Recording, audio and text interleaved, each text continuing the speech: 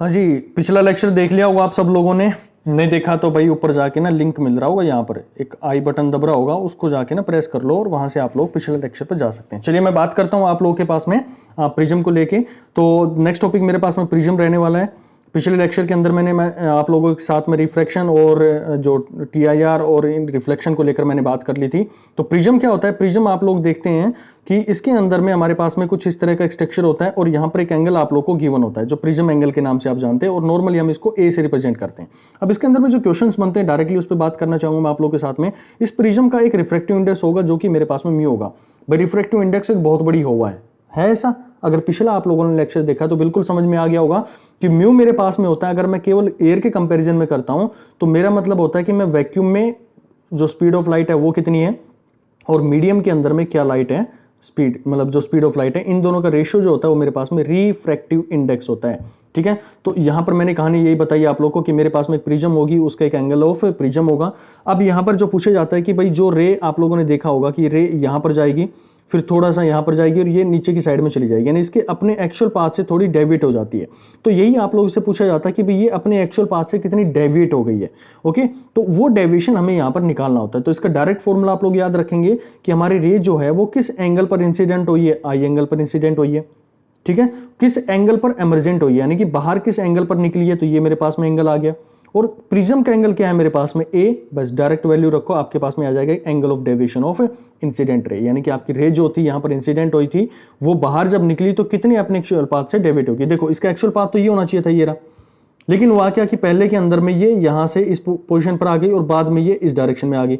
तो अपना actual path क्या था? ये था ना इसका, यहां से डेविएट हुई है, ये एक्चुअल में तो ये डेविएट हुई है, जाना तो यहां चाहिए था लेकिन ये यहां पर आ गई घूमकर। तो ये मेरे पास में डेल होता है, इसी को हमें निकालना होता है। तो डायरेक्ट आप इसका फॉर्मूला यूज कर सकते हैं। ठीक है, अब आप लोगों से कई बार प्रिज्म का जो रिफ्रैक्टिव इंडेक्स है वो पूछ लिया जाता है। तो प्रिज्म का रिफ्रैक्टिव इंडेक्स का डायरेक्ट फॉर्मूला याद रखेंगे, साइन, जो साइन एंगल होगा किसका, ए मेरे पास में होगा, और डेल मिनिमम। डेल मिनिमम की कंडीशन मैं आप लोगों को अभी बता देता हूं कि जब भी डेल मिनिमम की कंडीशन आप लोग को निकालनी है तो म्यू यानी कि रिफ्रैक्टिव इंडेक्स ऑफ मेरे पास में प्रिज्म है -1, इसमें से आप -1 करेंगे और जो आपके पास में एंगल ऑफ प्रिज्म है उसको मल्टीप्लाई कर देंगे। तो यहां से आप लोग के पास में डेल मिनिमम यहां पर निकल कर आ जाएगा। ओके, और यहां से मेरे पास में नीचे आप लोग को साइन A/2, ए मेरे पास में क्या है, प्रिज्म एंगल के नाम से आप लोग इसको जानते हैं। ये कभी 60 मिलेगा, कभी 40 मिलेगा, अलग अलग वैल्यूज आप लोग को इसकी मिलने वाली है। तो प्रिज्म की छोटी सी कहानी आप समझनी थी आप लोग को। 2-3 तरह के क्वेश्चन बनते हैं इसके ऊपर में, ज्यादातर क्वेश्चन आप लोग को इसके ऊपर में डेविएशन को लेकर बात करते हैं।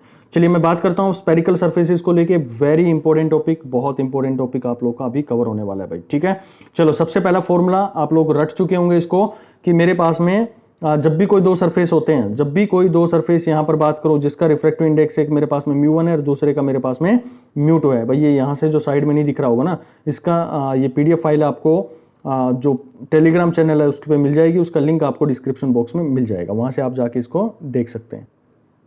तो इसके अंदर में आप लोगों को क्या देखना होता है कि मेरे पास में जो निकाला जाएगा इसका, जब भी हमारे पास में रेडियस दे रखा होगा, ये लेंस जो है मेरे पास में कि कितना रिफ्रैक्ट हुआ है, इसके अंदर में इनिशियल पोजीशन, फाइनल पोजीशन, इसके ऊपर में क्वेश्चन दिए जाते हैं।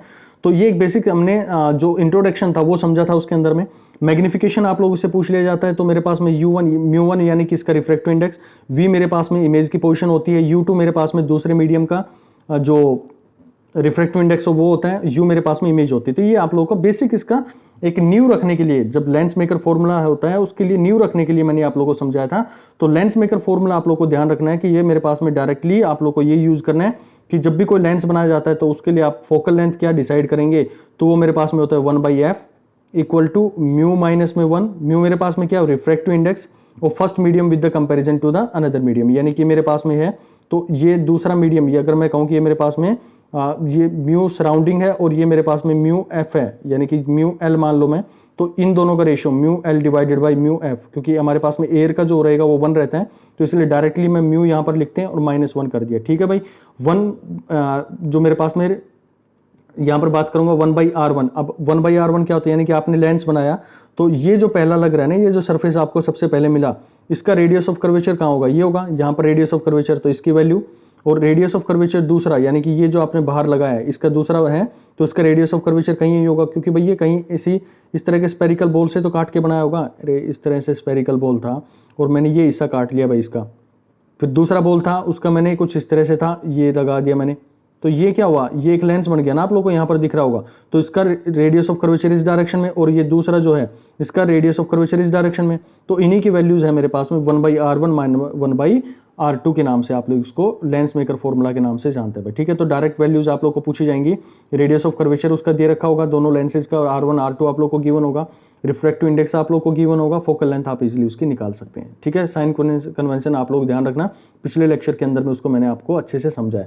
फिर मैं बात करूँ लेंस फॉर्मूला को लेकर, तो लेंस फॉर्मूला क्या होता है, मान लो ये मेरे पास में लेंस है, तो इसके अंदर में जो पोजीशन होती है मेरे पास में ऑब्जेक्ट की, उसको मैं U से रिप्रेजेंट करता हूं, और जो इमेज बन रही है मान लो यहाँ पर, तो उसको V से रिप्रेजेंट करूंगा। और इसकी फोकल लेंथ आप लोगों को जानकारी होगी कि जब भी हम इन्फिनिटी पर किसी लेंस के ऊपर में रे डालें, तो वो जाकर जिस पॉइंट पर मीट करती है उसी को हम क्या बोलते हैं, उसका फोकस बोलते हैं। तो ये मेरे पास में फोकस हो गया। तो डायरेक्ट फॉर्मूला आप लोग याद रखेंगे 1/v minus 1/u equal to 1/f, आप लोग इसका याद रख सकते हैं, ठीक है। चलो अब बात करते हैं अगले टॉपिक को लेकर। तो इसके अंदर में मैग्निफिकेशन को लेकर बात करें, तो मैग्निफिकेशन मेरे पास में जब मैं मिरर की बात कर रहा था तो -v/u हुआ करती थी। यहाँ पर आपको उल्टा कर देना है, यहाँ पर m इक्वल टू v/u, खाली ये करना है। ये नेगेटिव जो साइन था वो यहाँ से आपको हटा देना है जब लेंस के बारे में बात करते हैं। और जब मैंने मिरर फॉर्मूला पढ़ाया था तो वहाँ पर क्या बताया था, 1/v प्लस में 1/u इक्वल टू 1/f के नाम से आप लोगों ने वहाँ पर जाना था। तो ये दो फॉर्मूला थे, उन्हीं का बस ये इसके अंदर में माइनस कर दो, और इसके अंदर में जो मैग्निफिकेशन हुआ करता है तो वहाँ से माइनस हटा दो, ठीक है। नेक्स्ट हम बात करते हैं पावर को लेके। पावर के अंदर में आप लोगों से पूछा जाता है, पहली चीज़ तो इसकी जो यूनिट होती है डायप्टर होती है, ये आप लोग को ध्यान रखनी है। फोकल लेंथ आप लोग को हमेशा इसके मीटर के अंदर में कन्वर्ट करके ही आप लोग को निकालनी है। और जो फोकल लेंथ यहाँ से निकालेंगे ना, इसका उल्टा कर दो, यानी कि ये 1/f जो आई है ना आपकी यहाँ से डायरेक्टली, उसी का क्या होता है मेरे पास में पावर होती है। जो आप लोग पढ़ते हैं ना कि मेरे पास में इतनी पावर का जो लगा हुआ है, लेंस लगा हुआ है, -1/2 पावर का लगा हुआ है, माइनस पॉइंट का मेरे पास -0.5 का लगा हुआ है, मेरी आंखों पे चश्मा जो लगा हुआ है। तो ये बेसिकली हम पावर डिफाइन करते हैं, यानी कि फोकल लेंथ मेरे पास में जो है, अब आपको मान लो कि 0.5 का है, 0.5 का आपके लगा हुआ है, -0.5 का जो चश्मा है, और आप लोगों से पूछ लिया जाए कि फोकल लेंथ बताओ, तो क्या करना आपको, इसके डायरेक्टली इन्वर्ट कर दो, 0.5 आप कर दो इसका, तो आपके पास में आ जाएगा कितनी होगी मेरे पास में 2, यानी कि 2 मीटर की आपकी फोकल लेंथ उसके अंदर में रहने वाली है, ठीक है। तो ये हमारे पास में क्या होती है, जो पावर ऑफ लेंस यहाँ पर हम यूज़ कर लेते हैं। फिर हमारे पास में थिन लेंसेज को लेकर बात करें कि मान लो 2 लेंस है मेरे पास में और उनको आपस में जोड़ दिया जाए, तो वहाँ पर उनकी जो फोकल लेंथ होगी वो कैसे हमारे पास में चेंज होती है। तो कुछ नहीं होता, इसके डायरेक्टली आप लोग यूज़ कर सकते हैं। दो मेरे पास में लेंसेज रखे हुए हैं, तो आप लोग इसकी पहले की फोकल लेंथ 1/f1 और मेरे पास में 1/f2 दोनों का आप लोग यूज़ करेंगे, और d/f1 इंटू में f2 आप लोग इसका यूज़ कर सकते हैं, ठीक है। d का मतलब होता है कि दोनों के बीच में कितना डिफरेंस है।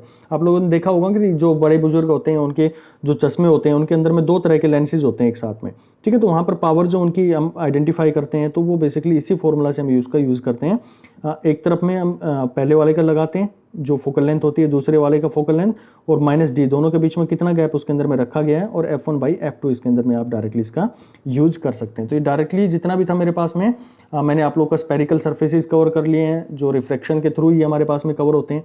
मैंने प्रिज्म आप लोग का कवर कर दिया है, रिफ्रैक्शन आप लोग का कवर कर दिया है, और रिफ्लेक्शन आप लोग का कवर कर दिया है, ठीक है। अभी मैं बात करता हूँ आप लोग के साथ में जो इंपॉर्टेंट आप लोग के क्वेश्चन मिलते हैं इसके अंदर में, माइक्रोस्कोप को लेकर मैं बात कर लेता हूँ। तो माइक्रोस्कोप के अंदर में कैसे क्वेश्चन आपको देखने को मिलते हैं।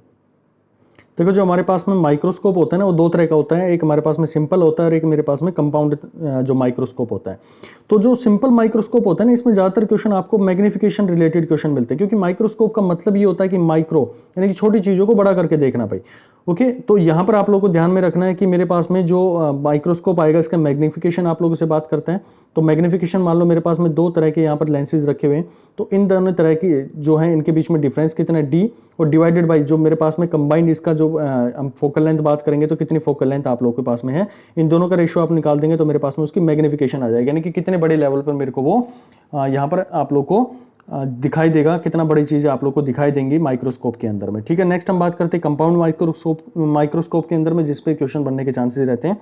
तो ये बेसिकली ये बताता है कि मान लो मेरे पास में ये जो ऑब्जेक्ट है यहाँ पर रखी हुई है, तो यहाँ पर जब आप इसको लाइट जो आएगी इसके अंदर में जो ऑब्जेक्टिव लेंस होता है, इसको हम ऑब्जेक्टिव लेंस बोलते हैं, और यहाँ पर जो होता है इसको हम आई पीस के नाम से जानते हैं, जिसके थ्रू हम आंखों से देखते हैं, ओके। यहाँ पर ये ऑब्जेक्ट रखी हुई है, तो जब ये रे यहाँ पर होगी, रिफ्रैक्ट होगी, और इस पर्टिकुलर पॉइंट पर यहाँ पर जाकर ये मिल जाएगी। तो जब ये यहाँ पर मिलेगी तो यहाँ पर कहीं ना कहीं एक इमेज बनाएगी, देख रहे हैं जहाँ पर आपको दिख रही है ये इमेज बना रही है यहाँ पर। तो ये जो डिस्टेंस होती है ना, ये जहाँ पर लेंस से ये जो दूरी है इसको u बोलते हैं, और लेंस से ये जहाँ पर इमेज बन रही है इसको आप v बोलते हैं, और ये जो छोटा सा दिख रहा है ना आप लोगों को, ये जो लेंस दिख रहा है इसको हम आई पीस के नाम से जानते हैं। तो इसकी फोकल लेंथ होती है जिसको हम एफ ई के नाम से जानते हैं। तो ये तीनों चीज़ आप लोगों को ध्यान रखनी है कि यू क्या होता है, वी क्या होता है और एफ ई क्या होता है। तो इसका बेसिक आप लोगों से पूछा जाएगा मैग्निफिकेशन क्या रहेगा मेरे पास में, तो मैग्निफिकेशन का डायरेक्ट आप लोग वैल्यू बता सकते हैं इसके अंदर में कि मेरे पास जो m मैग्निफिकेशन रहने वाला है that will be equal to v by u. v by u का मतलब है कि जो मेरे पास में ऑब्जेक्ट कहाँ पर रखी हुई है, मतलब ऑब्जेक्ट की पोजीशन कहाँ पर बनेगी। u मेरे पास में है कि आपने ऑब्जेक्ट कहाँ रखा हुआ है। d मेरे पास में हो गया कि दोनों के बीच में आईपीस और जो मेरे पास में ऑब्जेक्टिव लेंस है उनके बीच में डिफरेंस कितना है, और डिवाइडेड बाई एफ ई मतलब जो आईपीस है उसकी फोकल लेंथ कितनी है। ये चीजें आप लोग को फॉर्मूला ये आप लोग को ध्यान रखना है। ठीक है, नेक्स्ट मैं बात करता हूँ रिजोल्विंग पावर। रिजोल्विंग पावर का मतलब ये होता है कि इसके पास में जैसे रिजोल्यूशन आप कहते हैं ना कि मेरे पास में 10 मेगापिक्सल का जो कैमरा है, मेरे पास में 20 मेगापिक्सल का कैमरा है, जो कि आजकल ट्रेंड चल चुका है कैमरे वगैरह को लेकर। तो ये रिजोल्यूशन पावर का मतलब होता है कितनी से कितनी छोटी से छोटी चीज को वो बहुत अच्छे से रिजोल्व करके आप लोगों को दिखा सकता है। तो यहाँ पर आप लोग को रखना होता है पावर, रिजोल्विंग पावर आर से हम इसको रिप्रेजेंट करते हैं 1 by lambda D. Lambda D का मतलब होता है कितनी स्पेसिंग के थ्रू हमारे पास में दिखाई चीजें दे सकती हैं। ठीक है, अब इसको डायरेक्ट फॉर्मूला आप लोग को ये पूछेगा कैसे, इसके अंदर में आप लोग को रिफ्रैक्टिव इंडेक्स दे दिया जाएगा, एंगल दे दिया जाएगा, लैम्डा दे दिया जाएगा। तो इसको रिजोल्विंग पावर आप इस फॉर्मूला का यूज कर सकते हैं 2 mu sine theta divided by lambda. यहाँ पर आप लोग इसका यूज करके डायरेक्ट इसके क्वेश्चन कर सकते हैं। बस ये रिजोल्विंग पावर के लिए वैल्यू आप लोग को ध्यान रखनी है। टेलीस्कोप आएगा तो वहां पर मैं आप लोग को एक और अच्छा सा फॉर्मूला देने वाला हूं। ठीक है, चलो जी, अब आ गया नेक्स्ट टॉपिक मेरे पास में। तो इसका क्विक रिवीजन देख लो आप लोग माइक्रोस्कोप को लेकर। माइक्रोस्कोप आप लोगों ने देख लिया कि इसके अंदर में अगर सिंपल है तो डी बाई एफ होता है, कंपाउंड है तो है V by U, D by F ही होता है। रिजोल्विंग पावर क्या होती है 2 mu sine theta divided by lambda के नाम से आप इसको रिप्रेजेंट कर सकते हैं। ठीक है, नेक्स्ट मैं बात करता हूँ टेलीस्कोप को लेकर। तो टेलीस्कोप के अंदर में 3 फॉर्मूला सबसे इंपॉर्टेंट है। पहली चीज तो आप लोग को ये समझ में आनी चाहिए कि मेरे पास में ये जो पहला लाइन, टेलीस्कोप का मतलब क्या क्या जरूरत पड़ती है। टेलीस्कोप हमें जरूरत पड़ती है कि जब भी आप लोगों को कोई भी चीज बहुत दूर है, यानी कि चांद तारे आप लोगों को देखने हैं ना भाई, तब आप लोगों को टेलीस्कोप यूज करना पड़ता है। बस इतनी सी कहानी है इसकी। अब इसकी मैग्निफिकेशन, क्योंकि हमें मेन तो मोटिव ये है ना कि हमें बड़ी छोटी से छोटी चीज को बड़ा करके देखना है। जब बहुत पास चीजें हैं तो माइक्रोस्कोप हो गया, बहुत दूर की चीजें हैं तो उनके लिए हम टेलीस्कोप यूज कर लेते हैं देखने के लिए। तो इसकी जो फोकल लेंथ होती है, सॉरी जो मैग्निफिकेशन होता है, यानी कि कितने लेवल पर मेरे को मैग्नीफाई करके दिखाएगा चीजों को, that is given by F note by F E. अब ये क्या, ये कौन सी चिड़िया आ गई भाई एफ नोट एफ ई की। तो भाई जो ऑब्जेक्ट की तरफ में है उसको हम बोलते हैं ऑब्जेक्टिव लेंस, यानी कि उसके मेरे पास में फोकल लेंथ है, और ये मेरे पास में आई पीस है उसकी फोकल लेंथ। दो चीज रहेंगी, एक जहां पर लाइट गिर रही होगी, यानी कि यहाँ चांद तारे हैं भाई, यहां से लाइट मेरे पास में आ रही है। ठीक है, तो ये मेरे पास में ऑब्जेक्टिव हो गया जो ऑब्जेक्ट की तरफ में पॉइंट आउट कर रहा हूं, और यहां पर मैं अपनी बड़ी बड़ी आंखें लेकर बैठा हूं तो मेरे लिए आई पीस हो गया। ओके भाई, अब ये जो होता है ना इसकी मैग्निफिकेशन, वो ध्यान रखना minus F note by E, यानी कि ऑब्जेक्टिव लेंस है उसका, और ये मेरे पास में एफ ई जो आई पीस है, इन दोनों का फोकल लेंथ आप कर लोगे तो वो बता देगा भाई कितनी मैग्नीफाई वो लाइट को करने वाला है, कितनी मैग्नीफाइड मेरे को ऑब्जेक्ट दिखने वाली है। नेक्स्ट आप लोग को ध्यान रखना है कि जब भी टेलीस्कोप बनता है तो एक ट्यूब के अंदर में बनता है। यहाँ पर आप लोग को देखा होगा कि एक लेंस होता है और दूसरा यहाँ पर लेंस होता है। तो ये जो लेंथ होती है ना इसको हम बोलते हैं, इसका ट्यूब लेंथ बोलते हैं, या फिर आप बोल लो टेलीस्कोप लेंथ के नाम से जानते हैं, यानी कि एल से रिप्रेजेंट करते हैं।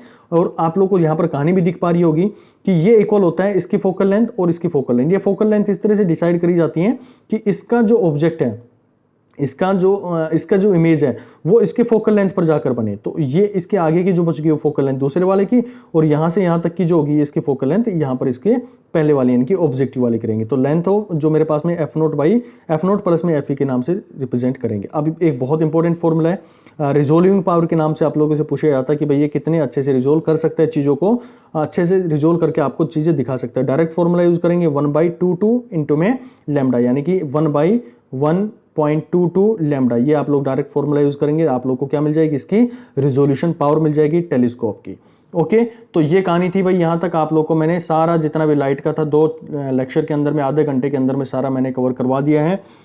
नेक्स्ट जो टॉपिक होगा उसके अंदर में मैंने आप लोगों से बात करूंगा लाइट वेव्स को लेकर, क्या क्या इंपॉर्टेंट टॉपिक्स उसके अंदर में, क्या क्या फॉर्मुलेज हैं, वो लास्ट में करेंगे। क्योंकि चीज़ें क्या है कि काफ़ी नई जोड़ने की कोशिश कर रहा हूँ कि जो आपके एग्जाम से रिलेटेड हो, उन्हीं के ऊपर में काम चल रहा है, तो वो लास्ट में आप लोग को करवा दूंगा मैं। ठीक है, यहाँ पर आप लोग को optics, reflection clear, refraction clear, prism clear, spherical surface clear, microscope, telescope और मेरे पास में जो भी थिन लेंसेज वगैरह ये सारी चीज़ यहाँ पर कवर हो गई हैं।